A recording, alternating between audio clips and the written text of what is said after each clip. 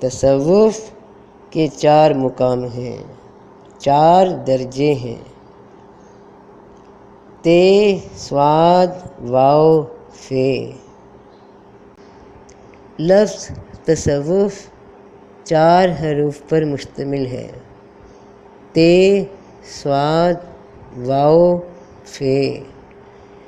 تے سے مراد توبہ ہے، اور وہ 2 طرح کی ہوتی ہے، توبہ ظاہری اور توبہ باطنی۔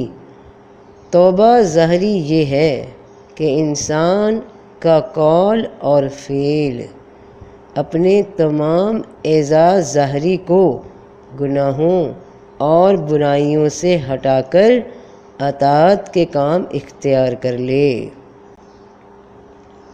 توبہ باطنی یہ ہے کہ انسان دل کو علائشوں سے پاک کر کے اعمال صالحہ کی طرف رجوع کرے، اور جب برائی نیکی سے بدل جائے تو تے کا مقام مکمل ہو جاتا ہے۔ صاد سے مراد صفائی ہے، اور اس کی بھی 2 قسمیں ہیں، قلب کی صفائی، مقام سر کی صفائی۔ قلب کی صفائی یہ ہے کہ دل ان بشری عادتوں، ان بشری قدورتوں اور علائشوں سے پاک ہو جائے جو عموماً دل کے اندر پائی جاتی ہیں، خواہشات کا بھرمار لاتی ہیں، مثلاً بکثرت کھانے پینے، سونے اور گفتگو کرنے کی خواہشات، دینوی رغبتیں مثلاً زیادہ کمائی، زیادہ مال کا لالچ، کثرت جمع اور اپنے اہل و عیال کی حد سے زیادہ محبت۔ ان سے دل کو پاک اور صاف کرنے کا ایک ہی طریقہ ہے کہ ذکر الہی، بلند آواز سے اللہ کا ذکر کرتے رہنا حتیٰ کہ مقام ذکر خفی ہو جائے۔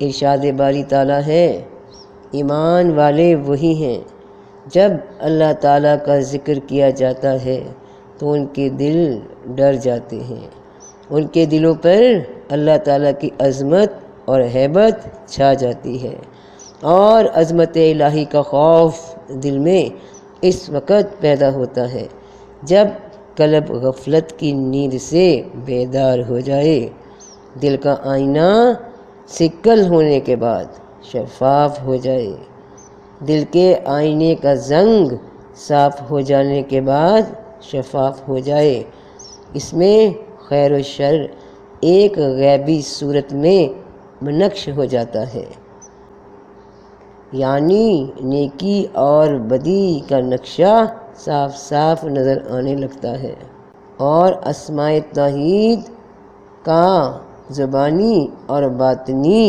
دائمی ذکر کرنے سے حاصل ہوتا ہے۔ جب انسان اس صفت کا مالک ہو جاتا ہے تو مقام صاد مکمل ہو جاتا ہے۔ واو سے مراد ولایت ہے، یہ ایک مرتبہ ہے جو صفائی قلب کے بعد حاصل ہوتا ہے۔ ارشاد باری تعالیٰ ہے، خبردار، بے شک اللہ کے ولیوں پر نہ کچھ خوف ہے نہ غم، ان کے لیے دنیا کی زندگی میں اور آخرت میں خوشخبری ہے۔ ولایت یہ ہے کہ انسان کے اندر اخلاق الہیہ پیدا ہو جائیں، جیسا کہ حضور پاک صلی اللہ علیہ وآلہ وسلم نے فرمایا، اپنے اندر خدائی اخلاق پیدا کرو اور یہ صفات بشریہ اتار کر صفات الہی کا لباس پہن لو، اور صفات الہی کا لباس روح کا لباس ہے، جنت کا لباس ہے۔ اللہ تعالیٰ فرماتے ہیں، جب میں کسی بندے کو دوست رکھتا ہوں تو میں اس کے کان آنکھ، زبان، ہاتھ اور پاؤں بن جاتا ہوں، پھر وہ میرے ہی واسطے سے سنتا، دیکھتا، کلام کرتا، پکڑتا اور چلتا ہے۔ اللہ کے سوا اپنے باطن کو پاک اور صاف کر لیا جائے۔ ما سوا اللہ سے اپنے باطن کو جو پاک کر لے، تو ارشاد باری تعالیٰ ہے کہ اے حبیب پاک صلی اللہ علیہ وسلم فرما دیجئے، حق آیا اور باطل مٹ گیا، بے شک باطل کو مٹنا ہی تھا۔ یہاں مقام واو حاصل ہو جاتا ہے۔ یہ ولایت کا مقام ہے، تصوف کے واو کا مقام ہے۔ فے سے مراد تصوف کے فے سے مراد فنا فی اللہ ہے۔ جب صفات بشری فنا ہو جاتی ہیں تو صفات باری تعالیٰ باقی رہ جاتی ہیں، کیونکہ اس ذات پاک کو نہ فنا ہے نہ ہی زوال ہے۔ لہٰذا ایک فانی انسان جب اس غیر فانی ذات کے ساتھ اور اس کی پسندیدگی اور قبولیت سے باقی باللہ کا مرتبہ حاصل کر لیتا ہے اور قلب اور سر باقی کے ساتھ بقا حاصل ہو جاتی ہے۔ اس کی مثال جیسا کہ اللہ تبارک و تعالیٰ نے فرمایا کہ اس کی ذات کے سوا ہر چیز فانی ہے، لہٰذا اس کی ذات اور خوشنودی کے لیے اعمال صالحہ کی کوفت برداشت کر کے جب بندہ اللہ تعالیٰ کی رضا پا لیتا ہے تو اس بندے کو راضی ہونے والی ذات یعنی اللہ تعالیٰ کے ساتھ بقا حاصل ہو جاتی ہے۔ اور اعمال صالحہ کا حاصل یہی ہے کہ وہ انسان حقیقی جو اس کے باطن کے اندر ہے زندہ ہو جاتا ہے۔ چنانچہ ارشاد باری تعالیٰ ہے کہ اسی کی طرف چڑھتا ہے پاکیزہ کلام، اور جو نیک کام ہے وہ اسے بلند کرتا ہے۔